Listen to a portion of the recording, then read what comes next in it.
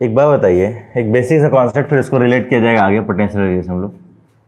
Concept ये है, पहले देख लेंगे समझेंगे प्रॉपर, कि अगर दो चार्ज है Q1 Q2, अगर दो चार्ज है Q1 Q2, सेम मान लेते हैं, इसका सेम साइन है, प्लस प्लस या माइनस माइनस, तो इनके बीच में कैसा फोर्स लगेगा? रिपल्सिव लगेगा।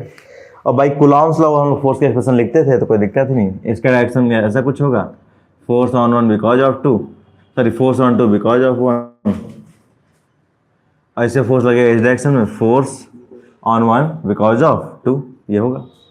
अब बीच का डिस्टेंस r था, तो हम लोग क्या लिखते थे, फोर्स इज इक्वल टू, दोनों मैग्नीट्यूड सेम ही होगा, बस अपोजिट डायरेक्शन में है, तो क्या लिखते हैं हम लोग, k Q1 Q2 by r square.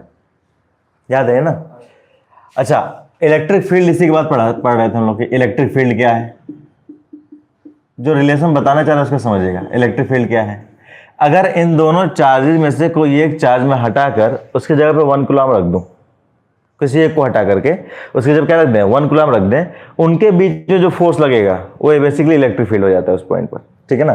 कुछ ऐसे मान लीजिए Q2 हटाकर आप क्या, ये Q1 हो गया, आपने Q2 को हटा दिया, यहाँ पर रख दिया 1 कूलम, डिस्टेंस क्या है r। तो ये इलेक्ट्रिक फील्ड बेसिकली है क्या? ये भी क्या है, एक तरह का फोर्स है, फोर्स है between Q1 and 1 coulomb charge. तो दूसरा वाला चार्ज क्या हो गया इस इलेक्ट्रिक फील्ड के केस में, फिक्स हो गया। ये Q1 कुछ भी हो सकता है, और दूसरा वाला क्या हो जाएगा, 1 कूलम हो जाएगा। और ये क्या, यही फाइंड करते हैं कि यहाँ पर इलेक्ट्रिक फील्ड कितना।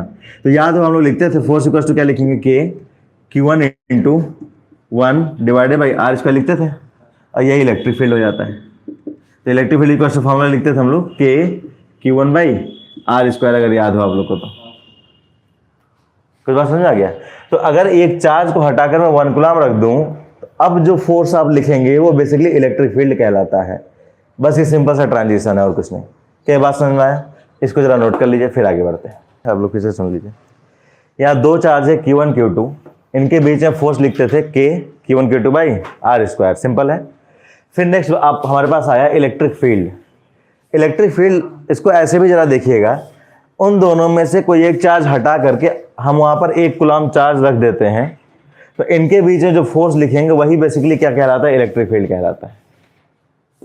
ठीक, उसमें से मान लीजिए Q2 को हटा करके यहाँ क्या लिख दिए, 1 कूलम चार्ज रख दिया हमने, फोर्स क्या हो जाएगा, K Q1 into 1 divided by r square, यही क्या कहलाएगा, इलेक्ट्रिक फील्ड कहलाएगा। अब एक चीज और देखिए यहाँ पर, अगर मान लीजिए किसको हटाए थे, Q2 को हटाए थे, मान लीजिए Q2 को इधर ही मल्टीप्लाई कर दें, Q2 को इधर ही मल्टीप्लाई कर दें, दोनों साइड Q2 से मल्टीप्लाई कर क्या आएगा, क्या वो Q2 इंटू आएगा, हाँ या ना, equals to K Q1 Q2 by r square.